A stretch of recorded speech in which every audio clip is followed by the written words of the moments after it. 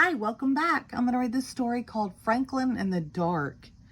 Franklin could slide down a riverbank all by himself. He could count forwards and backwards. He could even zip zippers and button buttons. But Franklin was afraid of small, dark places, and that was a problem because Franklin was a turtle, and he was afraid of crawling into his small, dark shell. And so Franklin the turtle dragged his shell behind him. Every night, Franklin's mother would take a flashlight and shine it into his shell. "See," she would say, "there's nothing to be afraid of." She always did that. She wasn't afraid of anything, but Franklin was sure there were creepy things, slippery things, and monsters lived inside his small dark shell. So Franklin went looking for help. He walked until he met a duck. "Excuse me, duck, I'm afraid of small dark places and I can't crawl inside my shell. Can you help me?" "Maybe," quacked the duck. "You see, I'm afraid of very deep water. Sometimes when nobody is watching, I wear my water wings." "Would my water wings help you?" "No," said Franklin. "I'm not afraid of water." So Franklin walked and walked until he met a lion. "Excuse me, lion, I'm afraid of small dark places and I can't crawl inside my shell. Can you help me?" "Maybe," roared the lion. "You see, I'm afraid of great loud noises. Sometimes when nobody is looking, I wear my earmuffs. Would my earmuffs help you?" "No," said Franklin. "I'm not afraid of great loud noises." So Franklin walked and walked and walked until he met a bird. "Excuse me, bird, I'm afraid of small dark places and I can't crawl inside my shell. Can you help me?"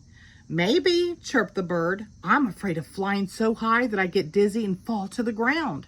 Sometimes when nobody is looking, I pull my parachute. Would my parachute help you?" "No," said Franklin. "I'm not afraid of flying high and getting dizzy." So Franklin walked and walked and walked and walked until he met a polar bear. "Excuse me, polar bear, I'm afraid of small dark places and I can't crawl inside my shell. Can you help me?" "Maybe," growled the bear. "You see, I'm afraid of freezing on icy cold nights. Sometimes when nobody is looking, I wear my snowsuit to bed. Would my snowsuit help you?" "No," said Franklin. "I'm not afraid of freezing on icy cold nights." Franklin was tired and hungry. He walked and walked and walked until he met his mother. "Oh, Franklin, I was so afraid you were lost." "You were afraid? I didn't know mothers were ever afraid," said Franklin. "Well, did you find some help?" she asked. "No, I met a duck who was afraid of deep water." She said. "Then I met a lion who was afraid of great loud noises."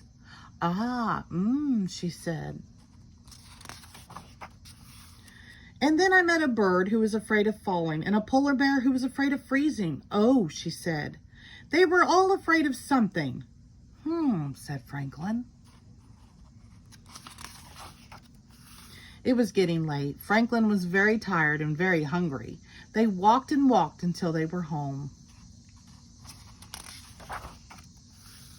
Franklin's mother gave him cold supper and a warm hug, and then she sent him off to bed. "Good night, dear," she said. Well, Franklin knew that he had to do it. He crawled right inside his small dark shell. He was sure he saw creepy things, slippery things, and a monster. But he said a brave good night.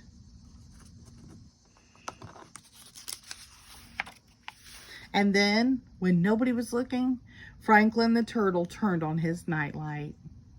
The end. Thank you.